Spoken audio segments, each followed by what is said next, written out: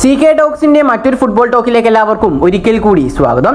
അങ്ങനെ ഏതായാലും ബ്ലാസ്റ്റേഴ്സിന്റെ ആരാധകർ എല്ലാവരും കാത്തിരുന്നിട്ടുണ്ടായിരുന്ന ആ ഒരു നിമിഷം വന്നെത്തിയിരിക്കുകയാണ്. അതെ, ബ്ലാസ്റ്റേഴ്സിന്റെ ആരാധക കൂട്ടായ്മയായ മഞ്ഞപ്പട വരെ ഇപ്പോൾ കേരള ബ്ലാസ്റ്റേഴ്സ് എഫ്സിക്കെതിരെ തിരിഞ്ഞിരിക്കുകയാണ്. അപ്പോൾ ഏതായാലും ഇന്നത്തെ ഒരു വീഡിയോയിലൂടെ നമ്മൾ പ്രധാനമായിട്ട് ചർച്ച ചെയ്യാൻ പോകുന്നത് കേരള ബ്ലാസ്റ്റേഴ്സ് എഫ്സിയോടനുബന്ധിച്ചുള്ള ഏറ്റവും സുപ്രധാനമായിട്ടുള്ള അപ്ഡേറ്റുകൾ മാത്രമാണ്. അപ്പോൾ ഏതായാലും വിശദമായ വീഡിയോയിലോട്ട് കടക്കുന്നതിന് മുമ്പായിട്ട് നിങ്ങൾ ഇതുവരെ ഈ ചാനൽ സബ്സ്ക്രൈബ് ചെയ്തിട്ടില്ല എങ്കിൽ ഇതുപോലുള്ള കൂടുതൽ ബ്ലാസ്റ്റേഴ്സ് ഐഎസ്എൽ അപ്ഡേറ്റുകൾ ലഭിക്കും വേണ്ടി എല്ലാവരും ഇപ്പോൾ തന്നെ ഈ ചാനൽ ഒന്ന് സബ്സ്ക്രൈബ് ചെയ്യാനും വീഡിയോ ഒന്ന് ലൈക്ക് ചെയ്യാൻ കൂടി ശ്രമിക്കുക. നമുക്കറിയാം, ഈ ഒരു സീസൺ തുടക്കത്തിൽ മുതൽ തന്നെ ഒരുപാട് ബ്ലാസ്റ്റേഴ്സിന്റെ സാധാരണക്കാരായിട്ടുള്ള ആരാധകർ പറഞ്ഞതാണ് മാനേജ്മെന്റിനെ പുറത്താക്കണം, മാനേജ്മെന്റ് കാരണമാണ് ഈ ഒരു സീസണിൽ ബ്ലാസ്റ്റേഴ്സ് എവിടെ എത്താത്തത്, നല്ലൊരു സ്കോഡ് ഉണ്ടായിട്ട് പോലും ബ്ലാസ്റ്റേഴ്സിന് എന്താണ് മത്സരങ്ങളൊക്കെ വിജയിക്കാൻ സാധിക്കാത്തത് എന്നൊക്കെ.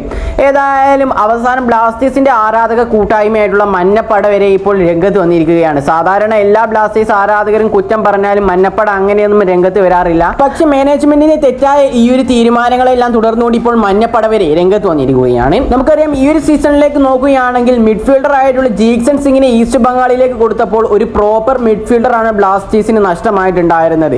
അതിനെ തുടർന്നുകൊണ്ട് തന്നെ ജീക്സൺ സിംഗിന് പകരമായി കൊണ്ട് ഒരു താരത്തെയും ഇതുവരെയായിട്ടും ബ്ലാസ്റ്റേഴ്സ് മാനേജ്മെന്റ് ടീമിലേക്ക് എത്തിച്ചിട്ടില്ല. കൂടാതെ തന്നെ സെന്റർ ബാക്ക് ആയിട്ടുള്ള ലെസ്കോവിച്ചിനെ പുറത്താക്കിയതോടുകൂടി അദ്ദേഹത്തിന് പകരക്കാനായിട്ടുള്ള ഒരു പ്രോപ്പർ ആയിട്ടുള്ള ഒരു ഡിഫൻഡർ അല്ല ബ്ലാസ്റ്റേഴ്സ് സ്വന്തമാക്കിയിട്ടുള്ളത്. മറിച്ച് അദ്ദേഹത്തിന് അഥവാ അലക്സാണ്ടർ കൊയ്ഫിന് ഇതുവരെയായിട്ടും ബ്ലാസ്റ്റേഴ്സിന് വേണ്ടിയിട്ട് ഫോം കണ്ടെത്താൻ കൂടി സാധിച്ചിട്ടില്ല. അതുകൊണ്ട് തന്നെ ബ്ലാസ്റ്റേഴ്സിന്റെ മാനേജ്മെന്റ് കാരണം തന്നെയാണ് ഈ ഒരു മത്സരത്തിൽ ബ്ലാസ്റ്റേഴ്സ് ഒരുപാട് തോൽവികൾ ഏറ്റുവാങ്ങാനും കാരണമെന്നുള്ളത്. ഏതായാലും ബ്ലാസ്റ്റേഴ്സിന്റെ മാനേജ്മെന്റ് നടത്തുന്ന വിരസമായ സമീപനങ്ങൾക്കെതിരെ അവസാന പ്രതികരണവും നടപ്പിലാക്കിക്കൊണ്ടിരിക്കും ബ്ലാസ്റ്റേഴ്സിന്റെ ആരാധക കൂട്ടായ്മയായ മഞ്ഞപ്പട ഇപ്പോൾ രംഗത്ത് വന്നിട്ടുണ്ട്. കാലങ്ങളായി ബ്ലാസ്റ്റേഴ്സിനെ എല്ലാ കാലത്തും പിന്തുണക്കുന്ന സംഘം ഈ ഒരു സീസൺ ടീം മാനേജ്മെന്റിൽ നടത്തിയ നിലപാടിനെ ചോദ്യം ചെയ്താണ് രംഗത്ത് ഇപ്പോൾ വന്നിട്ടുള്ളത്.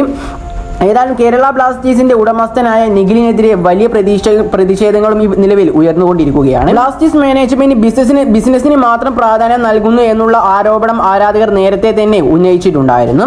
അതുകൊണ്ട് തന്നെ ക്ലബിനെ മറ്റേതെങ്കിലും ഉടമസ്ഥർക്ക് കൈമാറണം എന്ന പല ആരാധകരും ആവശ്യപ്പെട്ടിട്ടുണ്ടായിരുന്നു എങ്കിലും ഇതുവരെയായിട്ടും അത്തരത്തിലൊരു നടപടി പോലും പുറത്തേക്ക് വന്നിട്ടില്ലായിരുന്നു. പക്ഷേ ഈ ഒരു സീസണിലേക്ക് വരുമ്പോൾ ബ്ലാസ്റ്റേഴ്സിന്റെ മോശം പ്രകടനത്തെ തുടർന്നുകൊണ്ട് തന്നെയാണ് ആരാധകരെല്ലാവരും ഇത് മുന്നോട്ട് വെച്ചതും കൂടാതെ തന്നെ ബ്ലാസ്റ്റേഴ്സ് മാനേജ്മെന്റിനെതിരെ വരാനും കാരണം. ഏതായാലും ഇവാൻ വുക്കോമാനോവിച്ച് എന്ന ഒരു പരിശീലകന് കീഴിലാണെങ്കിൽ അത്ര താരങ്ങൾ പരിക്കായത് കൊണ്ടിട്ടും അദ്ദേഹം ചെറിയൊരു സ്കോഡിനെ വെച്ച് അത്രത്തോളം വിജയങ്ങളൊക്കെ സ്വന്തമാക്കിയിട്ടുണ്ടായിരുന്നു. പക്ഷേ ഈ ഒരു സീസണിലേക്ക് വരുമ്പോൾ തുടർച്ചയായുള്ള തോൽവികൾ മാത്രമാണ് നമ്മൾ കണ്ടുവരുന്നത്. തോൽവിക്ക് ശേഷം നമ്മൾ ബ്ലാസ്റ്റേഴ്സിന്റെ ആരാധകരെല്ലാവരും എന്തെങ്കിലും ഒന്ന് പറയുകയാണെങ്കിൽ അടുത്ത മത്സരം എങ്ങനെയോ തട്ടിക്കൂട്ടി ബ്ലാസ്റ്റേഴ്സ് ജയിക്കും, അതിനുശേഷമുള്ള മത്സരങ്ങൾ വീണ്ടും തോൽക്കുന്ന ഒരവസ്ഥയാണ് ഇപ്പോൾ വന്നിട്ടുള്ളത്. കൂടാതെ തന്നെ ഇപ്പോൾ മഞ്ഞപ്പട എടുത്ത തീരുമാനം എന്താണെന്ന് വെച്ചാൽ സ്റ്റേഡിയത്തിനകത്തും പുറത്തും തന്നെ ഒരേപോലെ പ്രതിഷേധം ചെയ്യുമെന്നും കൂടാതെ തന്നെ മഞ്ഞപ്പടയുടെ വിങ്ങിലൂടെ ഇനി ഒരു ടിക്കറ്റ് പോലും വിൽക്കില്ല എന്നൊക്കെയാണ്. ഏതായാലും ഇത് ബ്ലാസ്റ്റേഴ്സ് മാനേജ്മെന്റിനെ നല്ല രീതിയിൽ തന്നെ ബാധിക്കുമെന്നുള്ളത് നമുക്ക് ഉറപ്പായ കാര്യവുമാണ്. ഇനി ഏതായാലും അടുത്തതായി എനിക്ക് പറയാനുള്ളത് മാർക്കോ ലെസ്കോവിച്ച് എന്ന കേരള ബ്ലാസ്റ്റേഴ്സ് എഫ്സിയുടെ മുൻ പ്രതിരോധ താരത്തെ കുറിച്ചാണ്. നമുക്കറിയാം, ഈ ഒരു സീസണിൽ കേരള ബ്ലാസ്റ്റേഴ്സ് എഫ്സി ഏറ്റവും കൂടുതൽ തിരിച്ചടി നേരിട്ടുകൊണ്ടിരിക്കുന്ന രണ്ട് പൊസിഷനാണ്. ഒന്ന് ഗോൾ കീപ്പിംഗ് എന്നുള്ളത്, ഒന്ന് പ്രതിരോധം എന്നുള്ളത്. ഗോൾ കീപ്പിംഗിലാണെങ്കിൽ സച്ചിൻ സുരേഷ് മാത്രമേ നിലവിലുള്ളൂ നല്ലൊരു ഗോൾ കീപ്പറായിട്ട്. ഇനി നല്ല എക്സ്പീരിയൻസ് ഉള്ള ഒരു ഗോൾ കീപ്പറെ ബ്ലാസ്റ്റേഴ്സിന് ആവശ്യമാണ്. അതേപോലെ തന്നെ സെന്റർ ബാക്ക് പൊസിഷനിൽ മിലോസ് മാത്രം ഉണ്ടായിട്ട് കാര്യമില്ല, നല്ല രീതിയിൽ മികച്ച പ്രകടനം കാഴ്ചവെക്കുന്ന ഒരു താരം വേണ്ടത് അത്യാവശ്യം തന്നെയാണ്. ഏതായാലും ഇനി അങ്ങോട്ടുള്ള ബ്ലാസ്റ്റേഴ്സിന്റെ മോഹൻ ബഗാനോട്ടുള്ള മത്സരമായാലും എല്ലാ മത്സരങ്ങളും വിജയിക്കുക എന്നുള്ളത് അനിവാര്യം തന്നെയാണ്. ഏതായാലും ഇത്തവണ കൂടുതൽ ഗോൾ വാങ്ങിയതും ISL കേരള ബ്ലാസ്റ്റേഴ്സ് എഫ്സി തന്നെയാണെന്നുള്ള ഒരു റെക്കോർഡ് ഇപ്പോൾ ബ്ലാസ്റ്റേഴ്സ് സൃഷ്ടിച്ചിട്ടുണ്ട്.